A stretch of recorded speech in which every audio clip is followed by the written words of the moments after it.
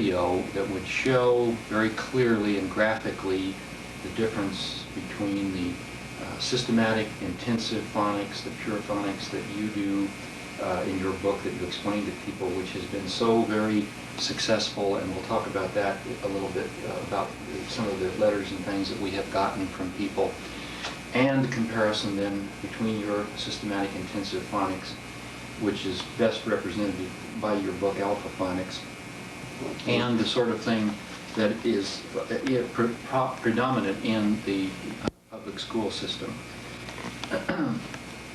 This actually, though, is not used in the public school. That's sold in supermarkets to parents. Well, that's true. However, let me tell you, our friend in Boise who worked with Mike Bruner tells me that ones just like this, for example, I had intended to bring this with me, the Fisher series, not to get confused with Frankie, or Schaefer series, is actually used by teachers. They buy it and use it themselves. I see. And it's just like this. In any event, what we want to try to do is explain the difference.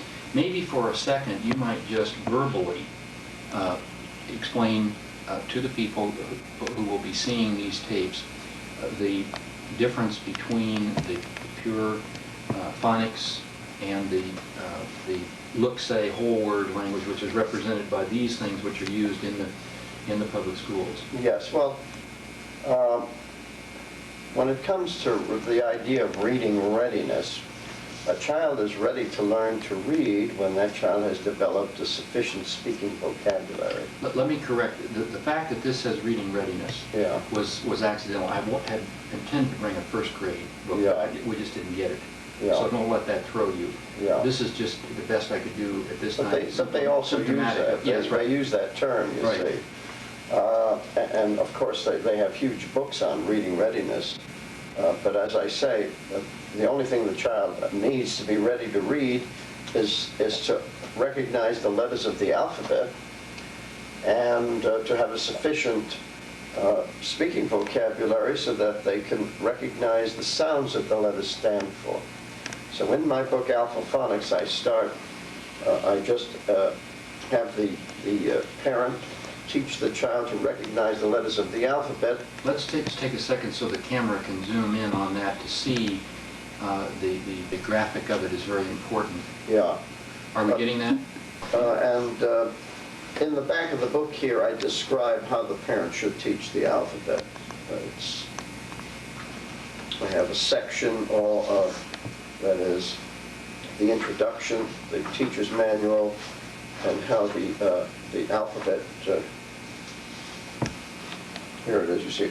I explain what our alphabetic system is all about, and they explain what are the easiest ways to teach the alphabet. And of course, the simplest way is through that little alphabet rhyme: A, B, C, D, E, F, G, H, I, J, K, L, M, N, O, P, Q, R, S, T, U, V, W, X, Y, Z. Remember that very well. Yeah, and they can use, parents can use blocks or whatever to teach children to recognize the letters. As I recall in your introduction to the parent who's going to use this, it's just about 4 or 5 pages, which is very simple, and then you go right into the lessons. Yeah, then I go into the lessons First themselves. lesson being the longest one, just to first lesson is this then they get lesson very short. here. Yeah, this is the lesson that is described there is what they're to learn here, and that is they're to learn the letters of the alphabet, the sounds that the letters stand for.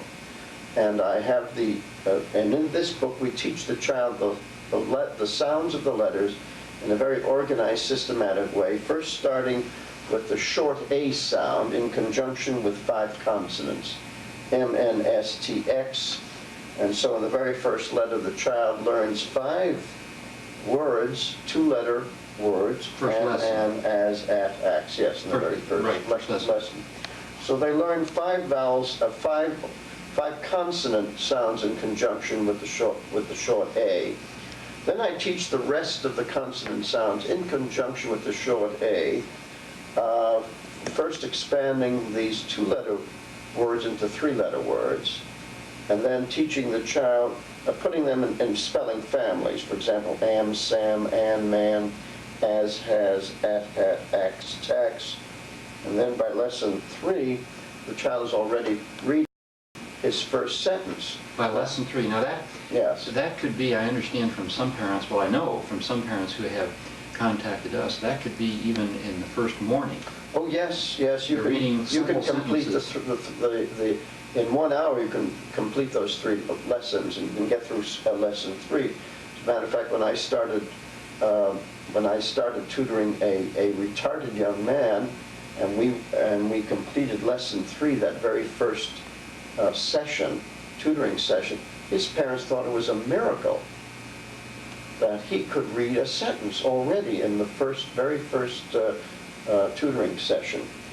Now, the reason why I do this is because I want the child to be able to use the knowledge that they have already acquired, the knowledge of the letters and the sounds. In other words, Peter, when they read these 2 sentences, they know the sounds of every single letter in those words. Let's just take a second and by contrast show, Yes. because we want to come back to a little more advanced work in your book, going to some of the later lessons.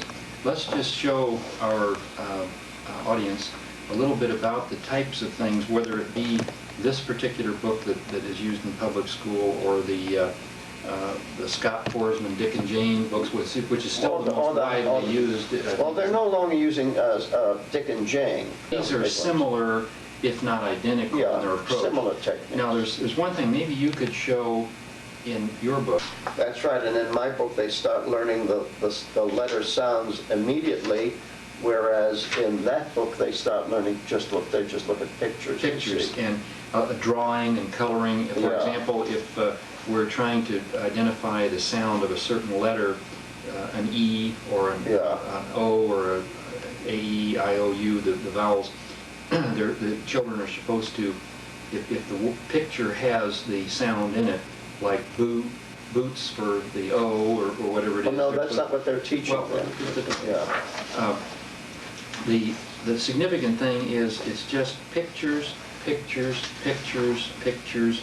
In fact, in the back there are cutouts here, a tear-out thing, that these then can go back inside certain places in the book where the children find them. It's kind of like a little game to locate. There are some letters that are here, but the thing is just predominantly pictures. Now, aren't pictures a distraction? Oh, yes. In the process? They're not necessary. They're not necessary in this process at all. As a matter of fact, there isn't a single picture in my book, Peter, and as you know, many thousands have learned to read without any pictures. I mean, of all the people who bought our Alpha Phonics over the years, not a single one of them has complained concerning the lack of pictures. As a matter of fact, they consider that one of the benefits, or one of the virtues of the book, of my system, is that I don't have pictures, and that therefore the parents know that the children are reading and not guessing, you see. And the fact that the children can begin with simple sentences rather quickly, first few days even, gives them, reinforces their interest and enthusiasm. Oh, yes, that they're actually, for example, the one letter there that the little girl, or the parent of the little girl or boy wrote, you might just read that part about. Yes, it says, my daughter is almost 6 years old and we are home educating her. I have tried a couple of reading programs, most of which were game-type learning.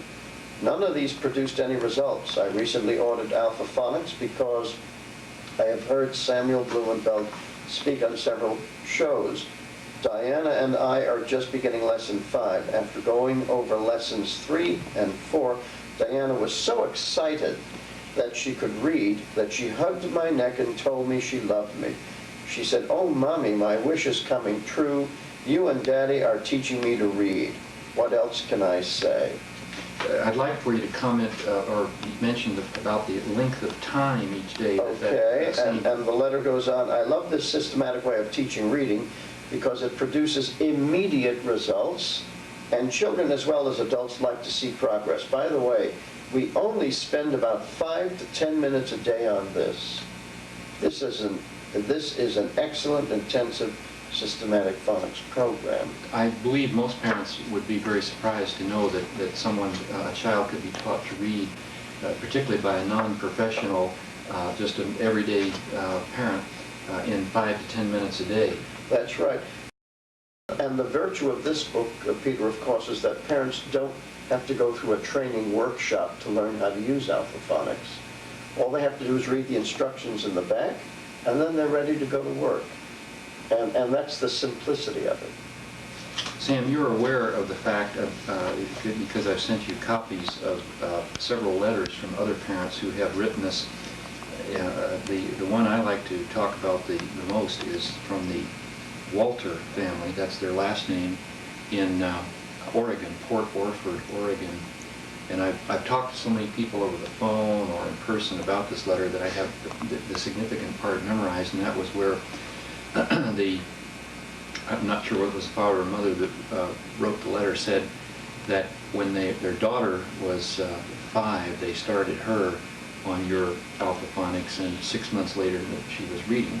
But the more significant thing to me was the part in their letter where they said when their son, Christian, who was 4.5, they started him on alphaphonics, and 8 months later, which would mean he was 5 years and 2 months old, and this is the part I've memorized, it's a quote, 8 months later, he's reading the King James Bible at 70 words a minute and understanding it. Yes, that's which is very well.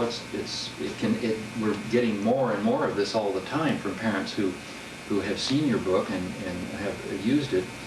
Another letter that we got, it happened also coincidentally to be from Oregon. It was actually a different city, Grants Pass, Oregon, from a lady, Elizabeth Brown, who does tutoring, which you're very familiar with because you do tutoring, of course, and have for many years. And she told the story of a 7-year-old that she was tutoring, and when the mother brought the 7-year-old to the tutor for the tutoring lessons, she brought a 3-year-old younger brother with her.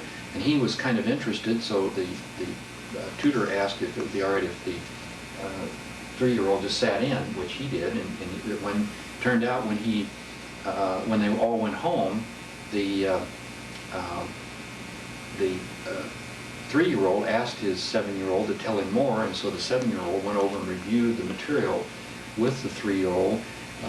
That was in the fall. They broke for the summer, and by September, when the mother started bringing the 7-year-old back for his tutoring lessons, the 3-year-old was reading. And this that's amazing. The lady described that to me over the phone, and I have every reason to believe it's absolutely true. Yes. There's no doubt that this is so simple that children can teach other children to read by using it. There was another person that I told you about who called us recently to buy a copy of your book, Alphaphonics, from Tyrone, Georgia, a young mother who has a 6-year-old in May, this is May of 1988, who would be entering the public school system in the fall. The mother had heard about your book from a fellow church member, a lady who had used it and recommended it, so our mother in Tyrone, Georgia, took it home, and it had been starting. She told me this just a few days ago, that a little less than a month ago she started, her daughter was on this, and she was doing very well, and so she had called to order her own copy of it. The interesting part to me was that she, after 2 or 3 weeks and going through the first dozen or so lessons in your book, had made up her mind that even though she was only a high school graduate herself, that she was going to go ahead and homeschool her daughter in the fall, principally because of the confidence that she got in using your book. Yes. You see, there are so many young parents who want to teach their children at home, but don't have the confidence that they can do it. They assume that they need a teacher's certificate, that they've got to go to teacher's college. And I simply tell them that all they have to do is just read the instructions here, and they're quite capable of teaching their child to read. It's the same with my other book, How to Tutor, where if they use that book, they can teach not only reading, but also writing and arithmetic. So parents can do it. This was made as simple as possible because back in the old days, Peter, in colonial times, before we got into this horrible teaching mess, children were taught to read with these little New England primers. They were tiny books. You could fit them in a pocket. And it was assumed that parents taught their children at home because a child had to know how to read before he could go to school. You see, back in the old days, back in the old days, they did not teach the primary subjects in school. That was taught at home. The primary subjects were taught at home, and when the child knew how to read and write, then he went to school. Because they assumed that parents know how to teach children reading and writing. And what I am trying to do is show parents that they can do it, that they're just as smart as our colonial forefathers who were able to do it.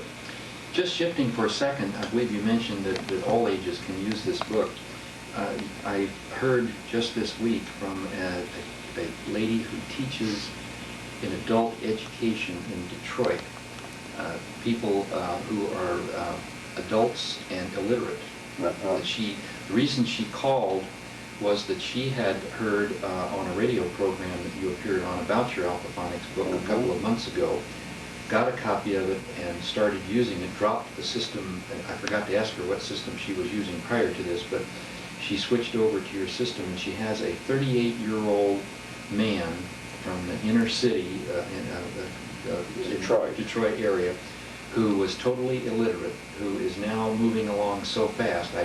I forget which lesson of the 128 you have in your book, but he's, I believe, approximately a third of the way through the book, and he's so pleased with himself about the progress.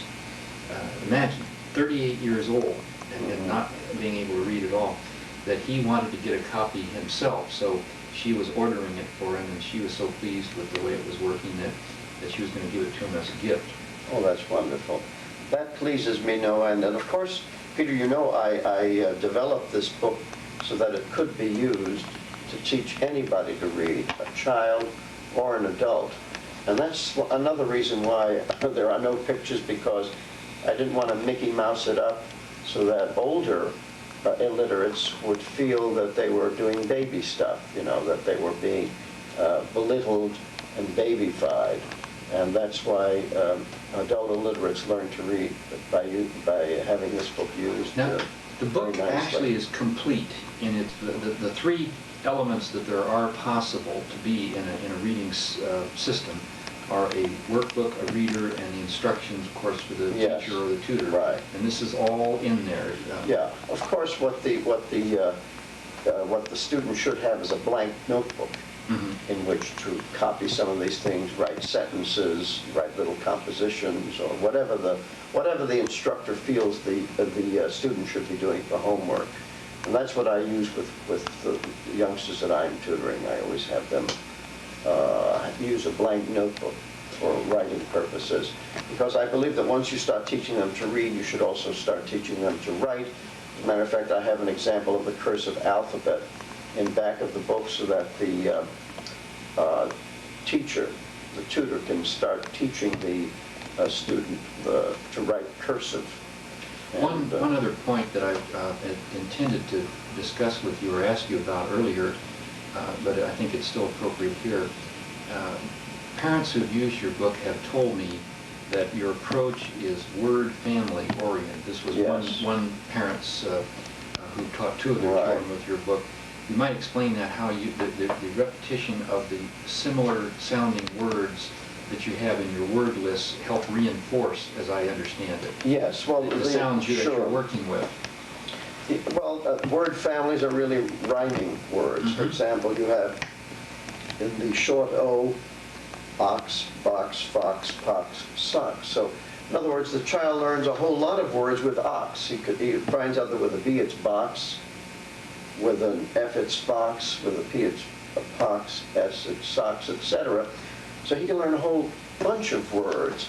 And by knowing the spelling families, you can expand your reading vocabulary very quickly. Mm-hmm. Here, for example, in the 5th lesson, look at how many words the child... These are the sentences and these are the sentences that can read as a result of knowing. Yes, and so, and also by using spelling families, they learn to spell. It's very important, you know, because, for example, in teaching the long vowel sounds, the long vowel A is spelled in several ways. It's spelled A consonant E, and so I give them all the spelling form, all the different spelling families with long A consonant E. Then of course we have AI, which the long A is spelled AY, EY, EI, EIGH. And so the child learns to spell by learning the words in their proper spelling family.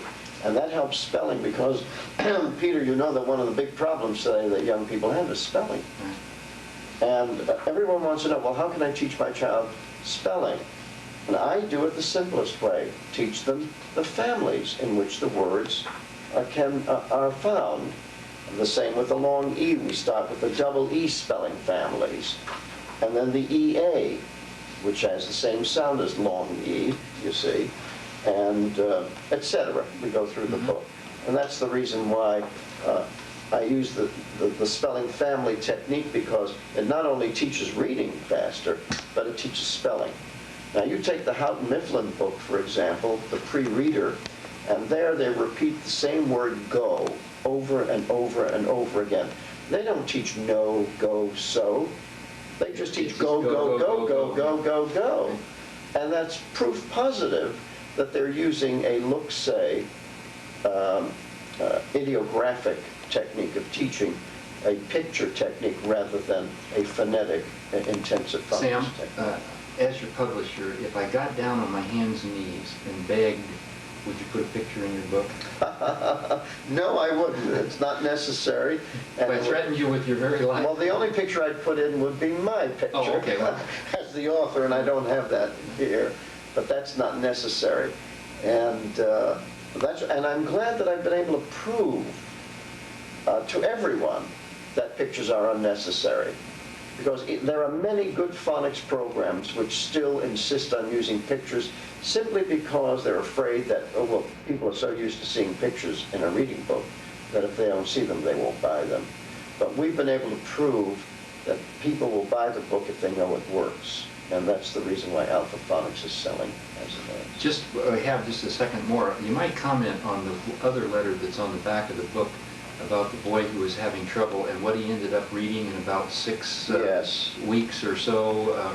Yes, this was a letter I received a couple of years ago, and it really, it made me feel so good. And the man said, I must write to express my wife's and my thanks for your excellent book. It has been so very valuable to us in teaching our 8.5-year-old son Eric to read. When I started on September 10th, Eric was almost totally retarded as a reader. Evidently, he was one of those youngsters who refused to attempt sight reading. I followed your book's instructions exactly. Would you believe that we went from lesson 2 through lesson 27 in 2 weeks, and by Thanksgiving he had drilled right through lesson 117. Even you wouldn't believe the results. It was as if we were witnessing a miracle. Eric is now reading Robinson Crusoe and is just loving it. He had been having headaches all through 2nd grade and was losing weight. Since he started learning by your method, he hasn't been sick one day and has gained weight rapidly to where he has a perfect physique. Needless to say, we are grateful. Thank you so much for your excellent effort in helping countless parents such as ourselves in warding off the educational crippling of countless children. Well, you see, that makes this all worthwhile. I hope someday I may meet this little fellow, Eric. And incidentally, Robinson Crusoe is not an easy book. No. It was written at a time when writers used extensive vocabulary. And so if he was reading Robinson Crusoe after learning to read by this, then he had become a very good reader. Thanks, Sam. I really appreciate the work you've done. We'll tell folks here in a minute just how they can get your books if they like them.